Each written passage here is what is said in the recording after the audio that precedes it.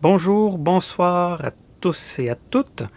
On se remet au Seigneur pour ces moments. On lui demande sa grâce et sa bénédiction pour que sa parole nous rafraîchisse, il nous fasse du bien par le travail de son esprit pour ces moments que nous allons passer ensemble maintenant. Et nous allons examiner ce soir le sujet intitulé « Le bien de ceux qui aiment Dieu ». C'est quoi au juste ça, le bien de ceux qui aiment Dieu?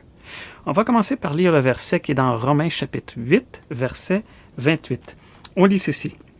« Mais nous savons que toutes choses travaillent ensemble pour le bien de ceux qui aiment Dieu, de ceux qui sont appelés selon son propos. » Le bien de ceux qui aiment Dieu. Avant d'arriver sur le mot exactement, le bien de ceux qui aiment Dieu, qu'est-ce que ça veut dire? On va regarder à quelques mots avant, puis quelques détails importants concernant notre vie chrétienne. Premièrement, on remarque cette expression « toutes choses travaillent ensemble ». Toutes choses. Qu'est-ce que ça veut dire quand on dit « toutes choses travaillent ensemble » ? Est-ce que ça veut dire absolument tout? Quand toute chose, c'est tout?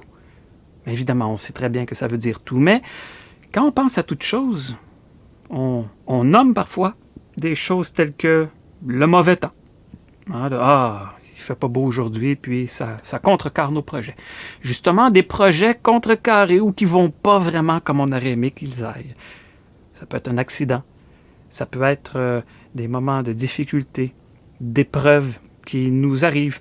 Ça peut être la persécution aussi, ça peut être la maladie, le deuil. Mais avez-vous remarqué que des choses que nous venons de mentionner sont toutes des choses négatives à la base? Ainsi, quand on parle de toutes choses, est-ce que le verset dit toutes choses tristes, toutes choses négatives, toutes choses déplaisantes qui arrivent dans votre vie travaillent ensemble pour le bien de ceux qui aiment Dieu? C'est ça qui dit le verset? Non, c'est pas vraiment ça qui dit le verset. Toute chose, ça veut dire toute chose, mais ça veut pas dire seulement les choses qui sont négatives ou qui vont mal, mais ça inclut absolument toutes choses, comme par exemple, ça inclut les choses qui sont neutres, les choses qui sont habituelles, du quotidien, les choses fortuites, les choses normales de tous les jours qui arrivent aussi. Ça inclut ces choses-là aussi, toutes choses. Ça inclut et bien évidemment aussi les choses positives, les choses agréables qui nous arrivent, des bonnes choses qui se produisent. Eh bien, ça inclut aussi les choses qui se produisent autour de nous, tout comme les choses qui se produisent loin de nous. Toutes choses travaillent ensemble pour le bien de ceux qui aiment Dieu. Même le beau temps. Mais on peut être perplexe en pensant à ça. Peut-être qu'habituellement, on ne réfléchit pas vraiment à cet aspect-là des choses. Puis quand on pense à toutes choses qui travaillent ensemble pour le bien de ceux qui aiment Dieu, on pense plutôt aux choses négatives qui nous arrivent. On doit avouer qu'on a ce réflexe-là souvent.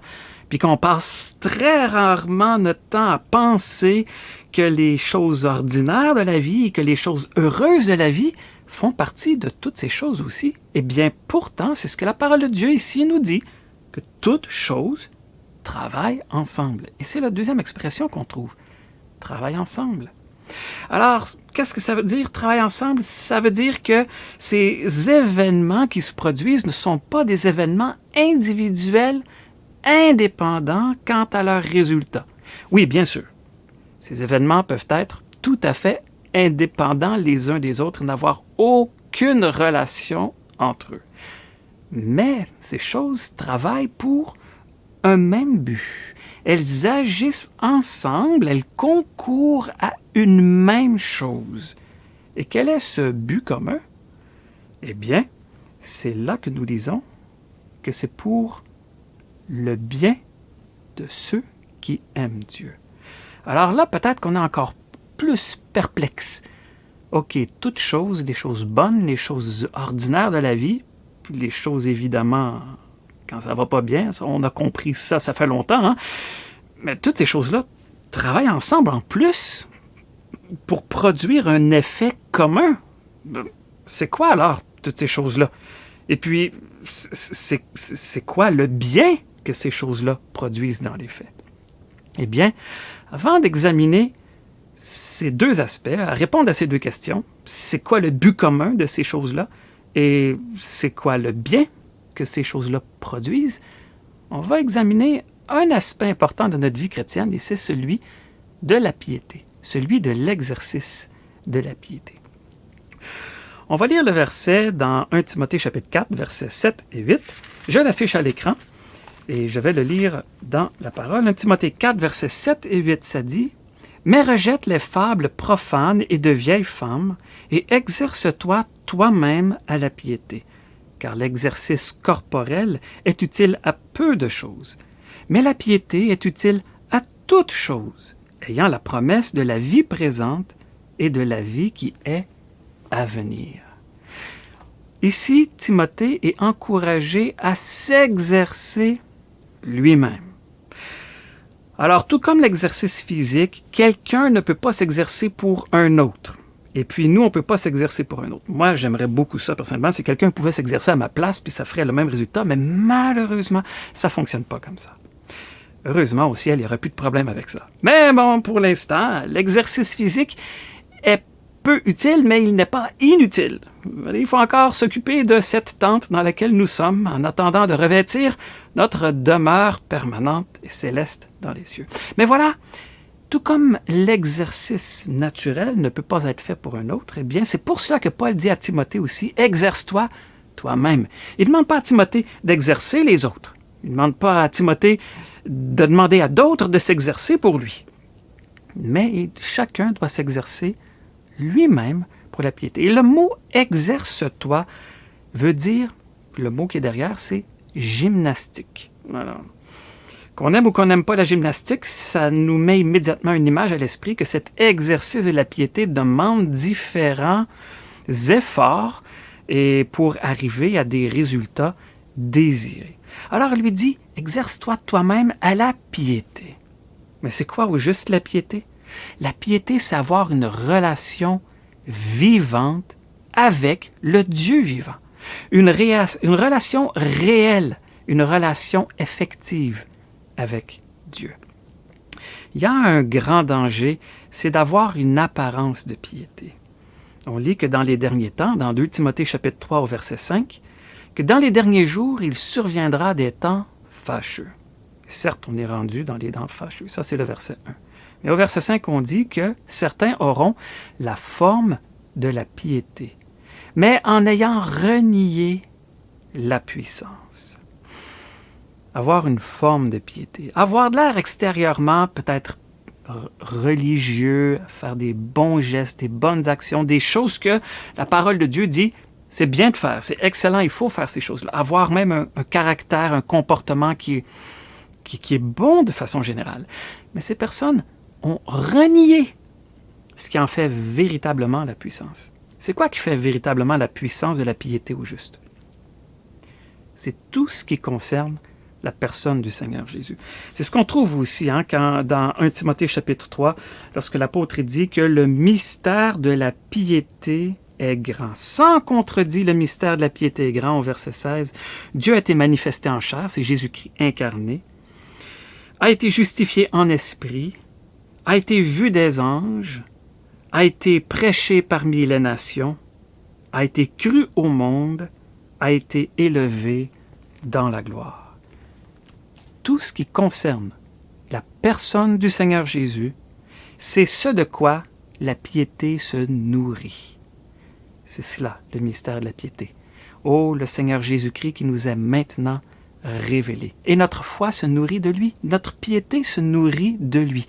On marche devant la face de Dieu, devant la face du Seigneur, sachant que le Seigneur, il est avec nous. C'est cela, la piété. Mais malheureusement, ceux qui renient la puissance qui est derrière la piété, c'est ceux qui renient justement la personne de Christ et son œuvre et toute la vérité qu'il concerne. Ce sont des personnes qui ne sont pas sauvées. Ce sont des personnes qui ne sont pas lavées dans le précieux sang de Christ. Ce sont des personnes qui pensent que par leur religion, leurs bons actes, leurs bonnes œuvres, ils peuvent peut-être se gagner un accès au ciel. Ils l'espèrent du moins. Et si on leur demande s'ils sont assez bons pour aller au ciel, ils vont vous dire que oui, ils sont assez bons pour aller au ciel. Mais ça, c'est se comparer à des standards établis personnellement ou par les hommes, plutôt que de se comparer aux standards de Dieu. Ces personnes sont sans vie. Elles n'ont pas une véritable vie, une relation avec Dieu. Elles sont hors Christ. Elles sont comme des branches qui ne sont pas en moi, dit le Seigneur dans Jean 15, et qui sont pris, ôtés, et on les laisse sécher. Elles sont jetées au feu par la suite. Ainsi, pour nous-mêmes qui avons vraiment la vie de Christ en nous, qui sommes sauvés parce que nous croyons à son œuvre à la croix et au témoignage que Dieu a rendu au sujet de son Fils Jésus-Christ, eh bien, on peut aussi, par des efforts de l'homme naturel, tenter de vouloir créer cette piété en nous. Mais c'est une erreur. C'est pas cela qu'il faut faire. C'est pas par un effort personnel, mais c'est vraiment par une relation vivante avec Dieu que la piété va se développer. Et c'est cela, s'exercer à la piété. C'est pas faire des efforts quant à la chair, c'est pas essayer de réformer des choses en nous, mais c'est véritablement de marcher humblement avec Dieu et de laisser ce travail que l'Esprit de Dieu désire produire en nous changer et transformer nos vies. Parce que ce qui paraît à l'extérieur, ça ne doit pas être quelque chose qui est fabriqué, mais ça doit être ce qui sort naturellement d'une transformation intérieure. Le Seigneur, il nous change à l'intérieur et il y a une piété visible autour de nous. C'est souvent lorsqu'il arrive des temps de crise ou d'épreuve que la véritable piété de quelqu'un est manifestée. On peut voir quelqu'un qui a l'air tout pieux, qui fait bien les choses, puis c'est un bon croyant, puis il arrive une épreuve, puis soudainement, ce croyant-là agit, fait des choses qui sont contradictoires à pourtant ce qu'on croyait voir dans le passé. Ça, c'est un problème. C'est quand on a tenté de marcher en projetant une bonne image, mais qui n'avait pas une véritable transformation intérieure. Que le Seigneur nous donne la grâce que ce qui est reflété à l'extérieur soit à l'égal de ce qui est à l'intérieur. Et ça ne veut pas dire que si ce qui est à l'intérieur est inférieur de ce que je projette à l'extérieur, que je dois baisser le niveau, mais ça veut dire que je dois véritablement, très rapidement, augmenter le niveau intérieur pour marcher selon la foi qui est véritablement en nous. Sinon, on s'attire toutes sortes de dangers. Mais bon, bref, ce n'est pas le sujet. Donc, vraiment, ce qui doit paraître à l'extérieur, ça doit être vraiment suite à une transformation intérieure. Et plus nous marchons avec Dieu, plus nous croissons aussi dans notre marche chrétienne. Et comment est-ce qu'on croit? Comment est-ce qu'on grandit? Comment est-ce qu'on s'exerce à cette piété? Eh bien, c'est justement en grandissant dans la connaissance et la grâce de notre Seigneur Jésus-Christ. Alors, si on a envie de maintenir notre tente, notre corps, dans un niveau correct pour bien fonctionner, on doit faire de l'exercice, on doit bouger. C'est un problème pour certaines personnes qui ont des métiers où on bouge malheureusement plus beaucoup. Puis pour d'autres, c'est un petit peu l'inverse. Leur travail les épuise déjà énormément.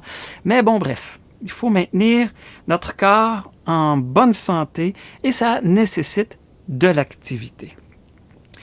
Spirituellement, c'est la même chose. Il doit y avoir une gymnastique spirituelle, pour ainsi dire.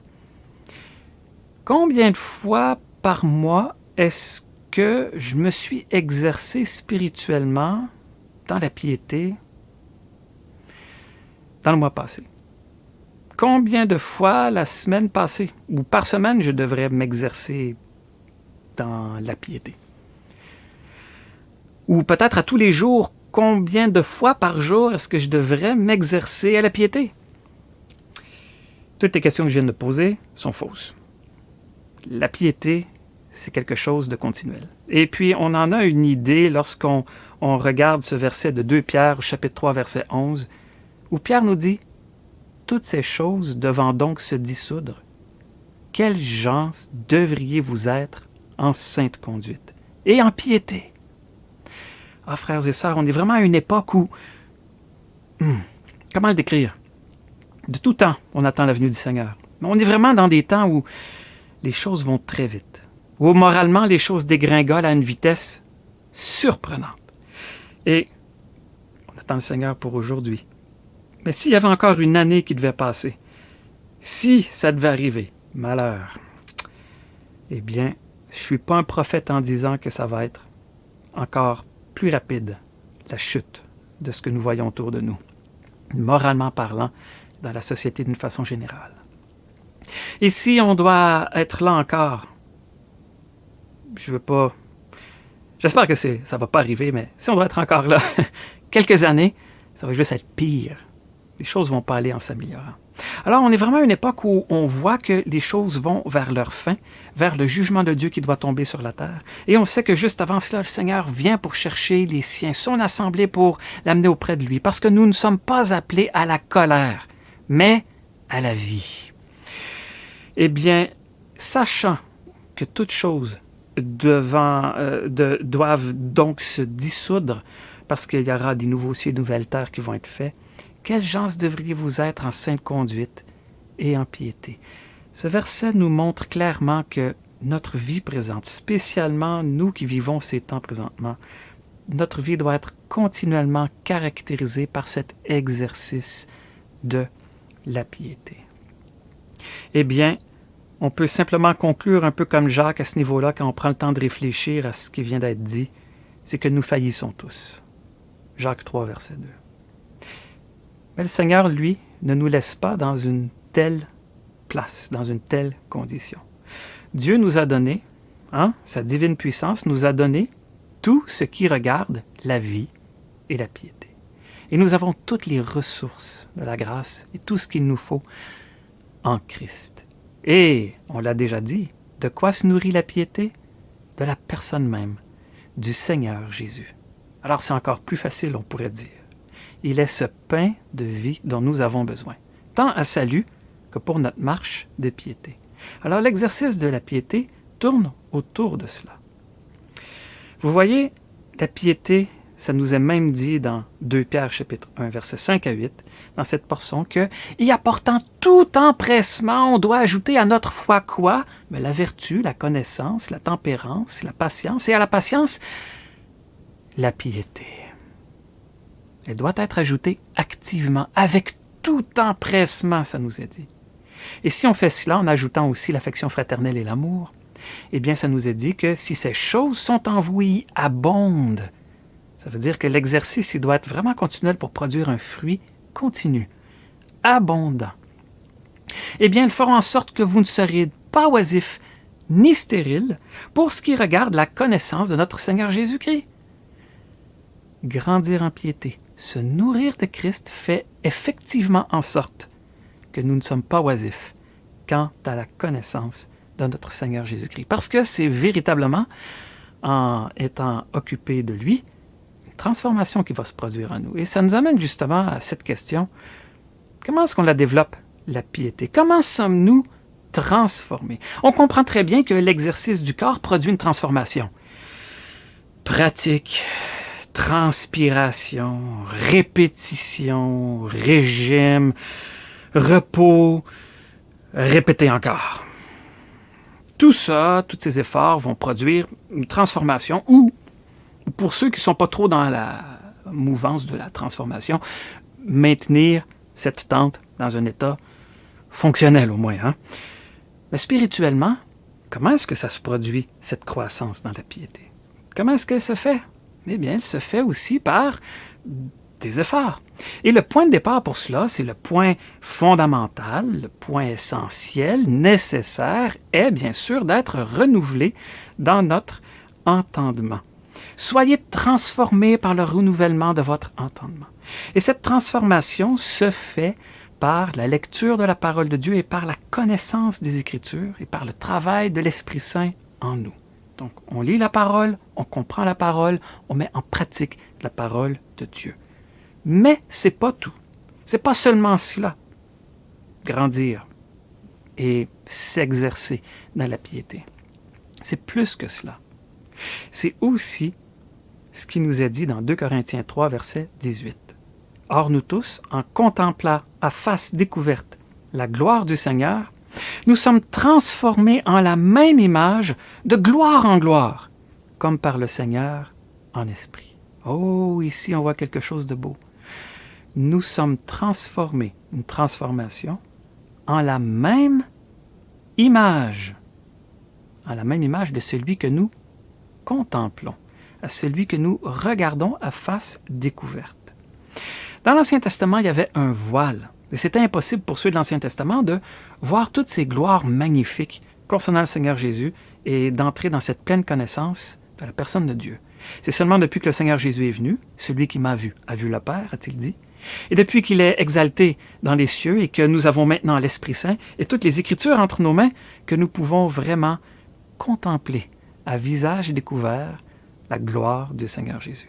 Nous avons ce privilège d'avoir ce libre accès dans la présence même de Dieu, dans le sanctuaire, le lieu très saint, parce que Christ nous en a ouvert le chemin, parce que nos péchés sont lavés entièrement en lui, parce que nous sommes revêtus de sa justice, parce que nous avons revêtu Christ et que nous sommes maintenant parfaitement aimés du Père et acceptés dans sa présence. Quelle liberté nous avons pour nous approcher dans la présence de Dieu. Et maintenant, nous pouvons contempler Christ, découvrir sa personne magnifique et merveilleuse et par le fait même, découvrir véritablement qui est Dieu et son cœur plein d'amour et de tendresse envers non seulement ses enfants, mais envers toutes ses créatures. C'est pour cela qu'il ordonne à tous de se repentir et d'être sauvés.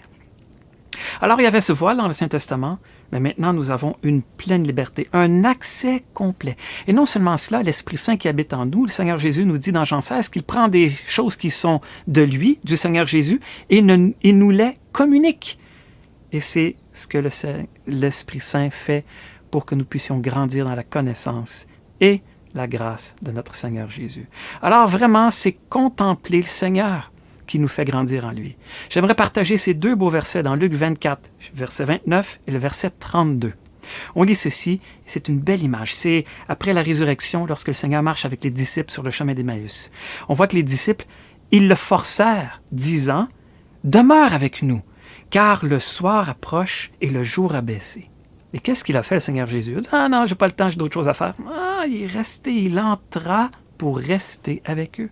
Et on sait qu'il préparait le souper, et quand le Seigneur Jésus a rompu le pain, leurs yeux se sont ouverts, ils l'ont reconnu, et ensuite ils disent ceci entre eux, ils dirent entre eux, « Notre cœur ne brûlait-il pas au-dedans de nous lorsqu'il nous parlait par le chemin et lorsqu'il nous ouvrait les Écritures? » Oui, frères et sœurs, lorsqu'on s'approche du Seigneur Jésus, qu'on est occupé de lui, notre cœur brûle. Lorsqu'on ouvre les Écritures pour chercher toutes les choses qui concernent le Seigneur Jésus, ça touche nos âmes et nos cœurs et on apprend à le connaître et le découvrir lui.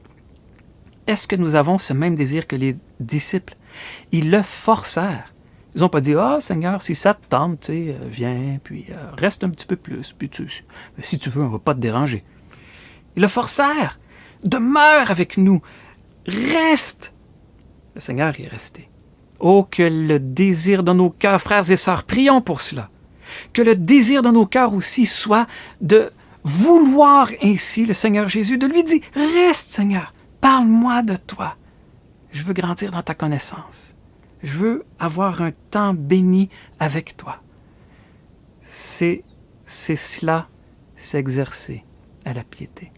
Désirer la présence du Seigneur, marcher comme devant sa face continuellement, apprendre à le connaître, lui, toujours plus, le contempler. Et c'est cela, cette contemplation, par la parole de Dieu, par le travail de l'Esprit, par cette occupation de la personne du Seigneur Jésus, qui nous transforme de gloire en gloire à son image. Et bientôt, cette transformation-là va être accomplie définitivement.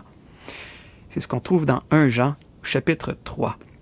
On a ce beau verset qui nous dit « Bien-aimés, nous sommes maintenant enfants de Dieu, et ce que nous serons n'a pas encore été manifesté.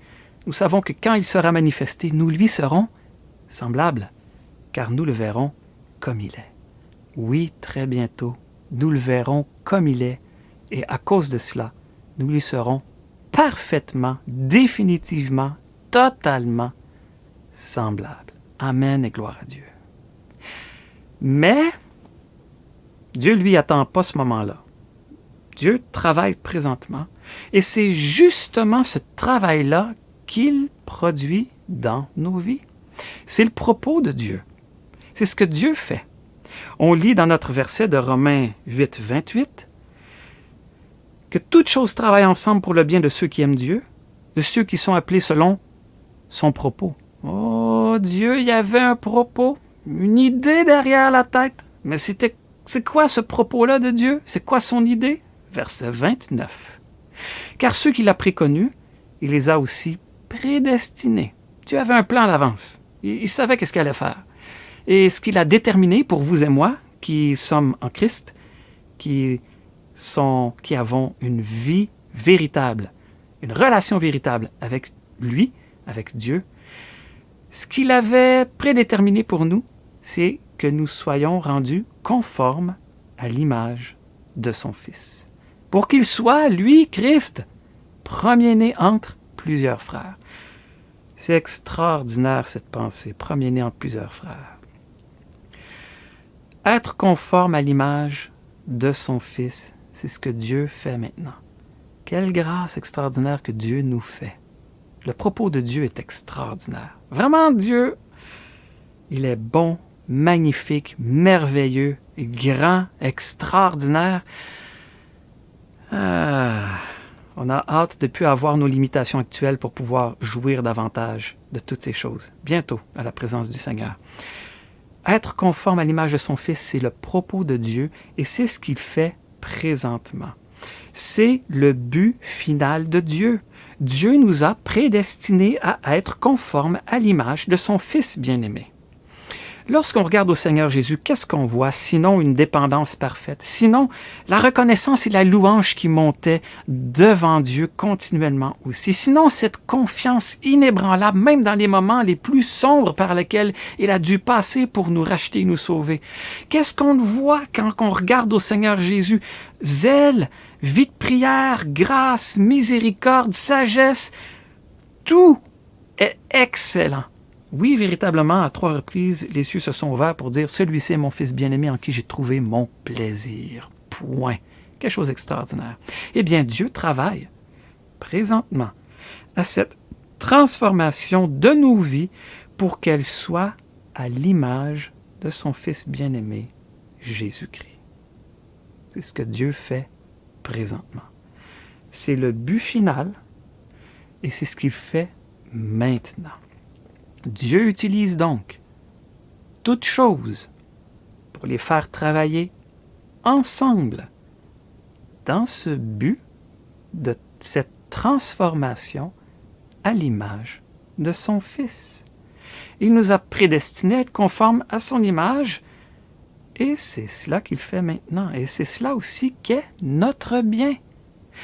Le bien de ceux qui aiment Dieu, c'est d'être conforme à l'image de Christ. C'est cela que Dieu fait. C'est cela le bien. Et c'est pour cela que toutes choses travaillent ensemble pour le bien de ceux qui aiment Dieu. Remarquez que ce n'est pas écrit dans le verset que toutes choses travailleront ensemble, dans le sens que ce sera quelque chose de futur. Ce n'est pas travaillera pour le bien. Et ce n'est pas non plus travail pour le bien à venir, mais c'est travail pour le bien, quelque chose d'actuel. C'est quelque chose qui est actuel et présent. C'est quelque chose que Dieu fait maintenant. Ce verset de Romains 8, 28 n'est pas un verset de type fais-toi-en pas, ça va mal aujourd'hui, mais demain ça va aller mieux, ça va passer. Ou de type fais-toi-en pas, ça va mal aujourd'hui, mais le temps va passer, puis ça va passer, tu vas voir. C'est pas un verset de type non plus, ouais, ben si ça va mal aujourd'hui, j'ai assez hâte que ça aille 10 fois mieux dans pas longtemps. Le verset n'a rien à voir avec les choses de la terre. Et souvent, malheureusement, on a tendance dans nos esprits humains, naturels, d'aborder ce verset-là comme si c'était une promesse de bénédiction terrestre.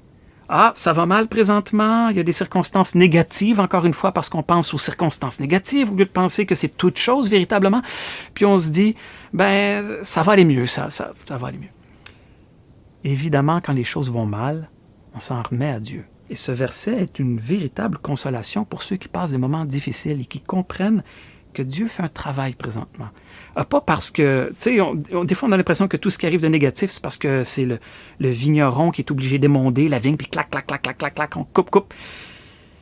Pas toujours. Des fois, il arrive des choses difficiles, puis à travers ces choses-là, Dieu, il veut produire en nous, voir en nous cette image de son Fils Jésus. C'est ça le travail que Dieu fait. Alors, le verset 28, c'est pas un verset qui est en rapport avec les choses de cette terre. C'est en relation avec une transformation intérieure qu'il fait dans nos cœurs. C'est cela le travail que Dieu fait. Et comment est-ce qu'il le produit?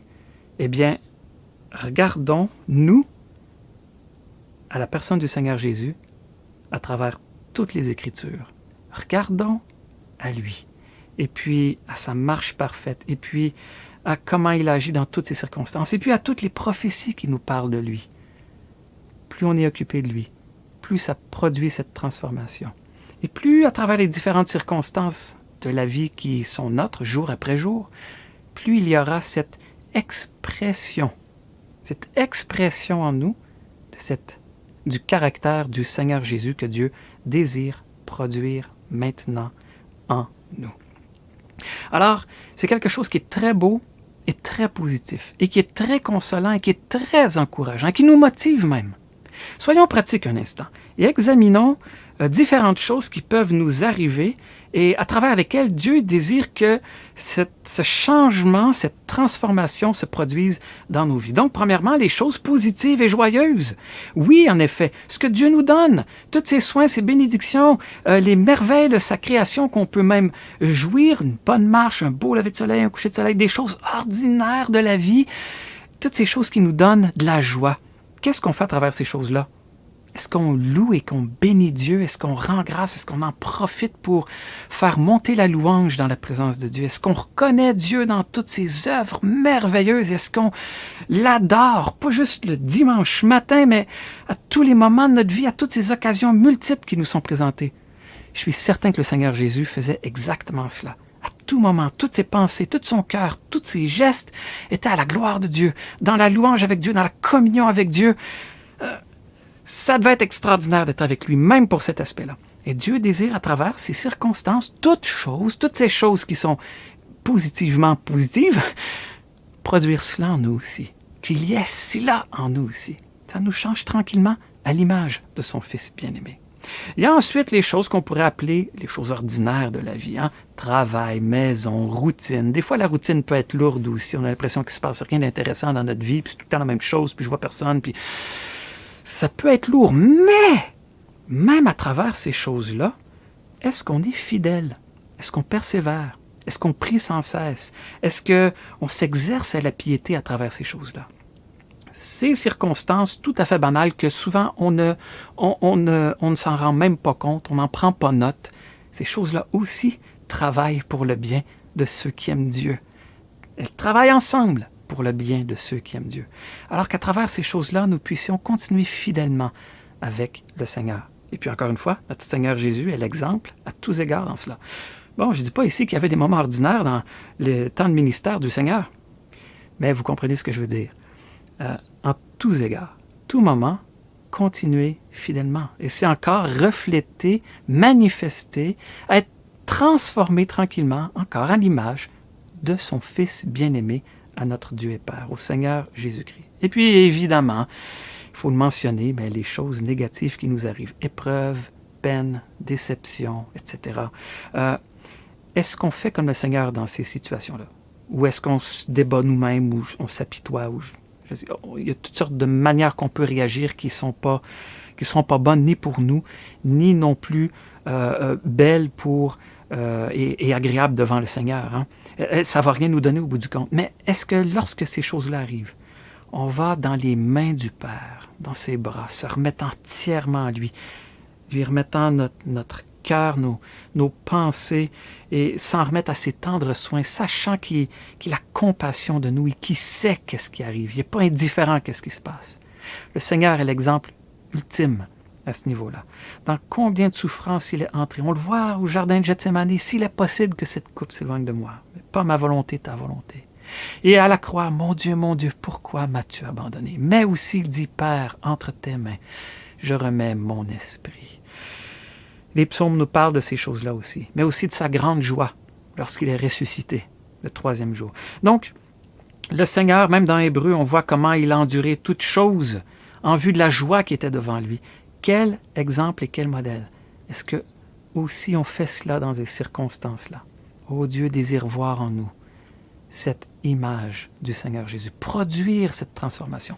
Pour ainsi dire, toutes ces choses qui travaillent ensemble, c'est un peu, pour reprendre l'image de l'exercice physique tantôt, c'est un peu le grand gymnase où cette gymnastique de la piété, de cette transformation à l'image de son Fils bien-aimé se produit. Parfois, il y a des exercices qui sont plus déplaisants, parfois il y en a d'autres qui sont agréables. Bon, en tout cas, on pourra en discuter, parce que des exercices agréables, moi, j'en ai jamais connu. Si jamais vous en connaissez, vous me le direz. Bon, c'est tout le temps dur, les exercices. Mais bon, on va s'en tenir aux exemples positifs. Il y a des choses agréables qui arrivent, mais ces choses agréables, c'est aussi ce travail pour être toujours à l'image du Seigneur Jésus. Des choses ordinaires, comme on vient de le dire, et des choses négatives. Tout cela, toutes ces choses travaillent ensemble. Elles n'ont peut-être aucune relation les unes entre les autres. Peut-être que dans une journée, on peut avoir une diversité de toutes ces choses aussi. Mais le but commun qu'elles ont, c'est ce que Dieu fait. C'est notre bien.